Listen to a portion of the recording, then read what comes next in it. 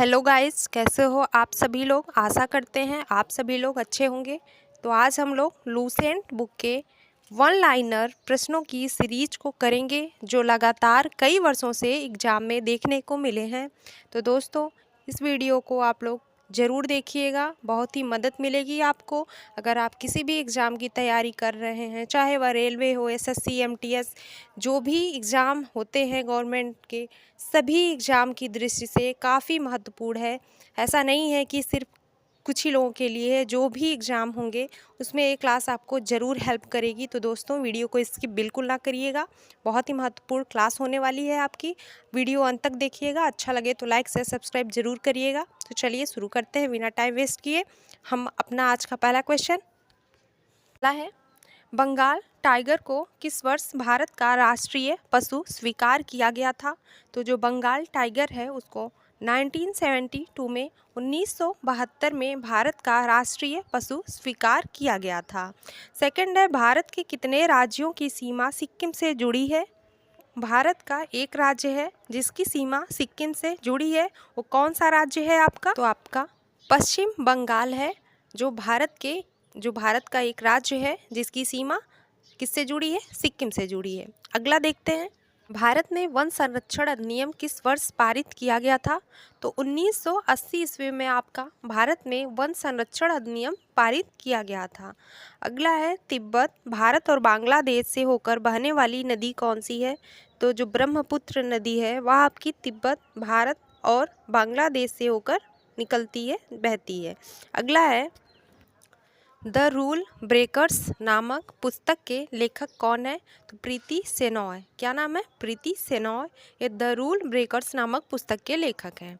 Next है, जड़त्व को किसके द्वारा मापा जा सकता है। तो द्रव्यमान, जो मास है हमारा, उसके द्वारा जड़त्व को हम मापते हैं। अगला है, चार मीनार कहाँ पर स्थित है। तो दोस्तों, हैदराबाद में आपका चार मीनार स्थित है। कहाँ पे, हैदराबाद में, याद रखिएगा। अगला है, भारत का पहला आर्थिक सर्वेक्षण कब प्रस्तुत किया गया था। तो 1950 से 1951 में। क्या 1950 से 51 में आपका भारत का पहला आर्थिक सर्वेक्षण प्रस्तुत किया गया था। अगला देखते हैं, ज्ञानपीठ पुरस्कार पहली बार किस वर्ष में प्रदान किया गया। तो 1965 में आपका ज्ञानपीठ पुरस्कार पहली बार दिया गया था। और किसको दिया गया था पहली बार, जी शंकर कुरूप को दिया गया था। किनको, जी शंकर कुरूप को सबसे पहले ज्ञानपीठ पुरस्कार दिया गया था। अगला है, स्वामी दयानंद सरस्वती द्वारा आर्य समाज की स्थापना के समय भारत का वायसराय कौन था। तो स्वामी दयानंद सरस्वती द्वारा जो आर्य समाज की स्थापना हुई थी उस समय भारत का वायसराय लॉर्ड नॉर्थब्रुक थे। क्या नाम है, लॉर्ड नॉर्थब्रुक। अगला देखते हैं, सिरका के रूप में कौन सा अम्ल जाना जाता है। तो दोस्तों, एसिटिक एसिड जो मुख्य रूप से है उसको हम सिरका के रूप में जानते हैं, या फिर एक एथेनोइक एसिड है उसको भी हम जानते हैं सिरका के रूप में। याद रखिएगा, एसिटिक एसिड ज़्यादा पूछता है। अगला है, अरुणाचल प्रदेश में स्थित सबसे ऊंची पर्वत चोटी कौन सी है। तो गोरीचैन आपका सबसे ऊंची पर्वत चोटी है अरुणाचल प्रदेश में। कहाँ है, अरुणाचल प्रदेश में। अगला देखते हैं, सांडों को काबू करने का त्यौहार जल्लीकट्टू मुख्यतः किस राज्य में मनाया जाता है। तो जो जल्लीकट्टू है वह सांडों को काबू करने का त्यौहार है जिसको हम मुख्यतः तमिलनाडु राज्य में मनाते हैं। कहाँ का त्यौहार है, तमिलनाडु राज्य का। अगला है, भारत की पहली महिला मुस्लिम शासक जो रजिया सुल्तान है वह किस तुर्की शासक की बेटी थी। तो शमसुद्दीन इल्तुतमिश की बेटी थी रजिया सुल्तान। किसकी, इल्तुतमिश की। याद रखिएगा, पूछ सकता है एग्जाम में। अगला देखते हैं, नेक्स्ट है, ओलंपिक खेलों के प्रतीक में कितने रंग होते हैं। तो ओलंपिक खेलों के प्रतीक में कुल 5 रंग होते हैं। और कौन कौन से रंग होते हैं वे 5 जो हैं, नीले, काले, पीले, हरे और लाल कलर आपके 5 है जो ओलंपिक खेलों के प्रतीक के रूप में होते हैं। याद रखिएगा। अगला है, लक्ष्मी नारायण शास्त्री का संबंध किस नृत्य शैली से है। तो कुचिपुड़ी। क्या नाम है, कुचिपुड़ी। जो लक्ष्मी नारायण शास्त्री हैं उनका संबंध है कुचिपुड़ी से। अगला देखते हैं, सूती वस्त्र कैलिको की उत्पत्ति किस राज्य से हुई है? तो कैलिको क्या है? सूती वस्त्र है जिसकी उत्पत्ति आपकी केरल राज्य से हुई। कि कौन सा राज्य? केरल। अगला है, भारत में अखिल भारतीय टेनिस संघ की स्थापना कब हुई थी? तो 1920 में आपका 1920 में भारत में अखिल भारतीय टेनिस संघ की स्थापना हुई थी। याद रखिएगा कब हुई थी? 1920 में। अगला है, सरदार वल्लभ भाई पटेल द्वारा किस आंदोलन का नेतृत्व किया गया था? तो कौन सा आंदोलन था? बारदौली सत्याग्रह, जिसका नेतृत्व सरदार वल्लभ भाई पटेल द्वारा किया गया। नेक्स्ट है, अवध पर ब्रिटिश ईस्ट इंडिया कंपनी का कब्जा कब हुआ था? तो अवध पर ब्रिटिश ईस्ट इंडिया कंपनी जो है उसने 1856 में अपना कब्जा किया था। कब? 1856 में। अगला है, शास्त्रीय गायिका गिरिजा देवी हिंदुस्तानी शास्त्रीय संगीत के किस स्वरूप में पारंगत थी? तो ठुमरी। जो शास्त्रीय गायिका गिरिजा देवी है वह हिंदुस्तानी शास्त्रीय संगीत है उसके ठुमरी स्वरूप में पारंगत थी। अगला है, दिल्ली सल्तनत के अधीन प्रशासन की भाषा कौन सी थी? तो जो दिल्ली सल्तनत के अधीन प्रशासन की भाषा थी वह फारसी भाषा थी। कौन सी भाषा थी? फारसी। अगला है, मुरलेन राष्ट्रीय उद्यान किस राज्य में स्थित है? तो मिजोरम राज्य में आपका मुरलेन राष्ट्रीय उद्यान स्थित है। तो म से मुरलेन स्टार्ट है, म से मिजोरम, ऐसे याद रखिएगा, भूलेगा नहीं जल्दी। आगे देखते हैं, कोलकाता में भारतीय संग्रहालय की स्थापना किस वर्ष की गई थी? तो 1814 ईस्वी में आपका कोलकाता में भारतीय संग्रहालय की स्थापना हुई थी। कब? 1814 में। अगला देखते हैं, दिया गया है किसने, अच्छा इसमें दोस्तों आंसर भी दे दिया है, फारसी इतिहासकारों द्वारा मुस्लिम सुल्तानों का वर्णन ईश्वर की छाया के रूप में किया गया है। किसके द्वारा? फारसी इतिहासकारों के द्वारा। अगला है, किसी द्रव का उसके क्वथनांक से कम किसी भी तापमान पर गैस में परिवर्तन होने को हम क्या कहते हैं? दोस्तों ये तो काफ़ी टाइम पहले आप लोग पढ़ चुके होंगे, जब आप छोटी क्लास में रहे होंगे तभी आप लोग इसको पढ़े होंगे। तो इसको हम क्या बोलते हैं? वाष्पीकरण कहते हैं। क्या? वाष्पीकरण की क्रिया है। नेक्स्ट देखते हैं, चलिए। राष्ट्रीय नमक सत्याग्रह स्मारक कहाँ पर स्थित है? तो गुजरात राज्य में राष्ट्रीय नमक सत्याग्रह स्मारक स्थित है। अगला है, मंदाकिनी नदी अलकनंदा नदी से किस स्थान पे मिलती है? तो जो मंदाकिनी और अलकनंदा है ये दोनों रुद्रप्रयाग पे मिलती है। किस स्थान पे? रुद्रप्रयाग। अगला है, कौन सा खेल उथॉन्ट कप से संबंधित है? तो लॉन टेनिस खेल जो है वो आपका उथॉन्ट कप से संबंधित है। अगला है, तुलसीदास की रचना जो रामचरितमानस है वह किस भाषा में लिखी गई? तो अवधी भाषा में लिखी गई है रामचरितमानस। और किसकी रचना है? तुलसीदास जी की। याद रखिएगा, एग्जाम पूछता है कि ये रचना किसकी है रामचरितमानस, तो आपको ऑप्शन में देगा कई, तो आप याद रखिएगा तुलसीदास होंगे।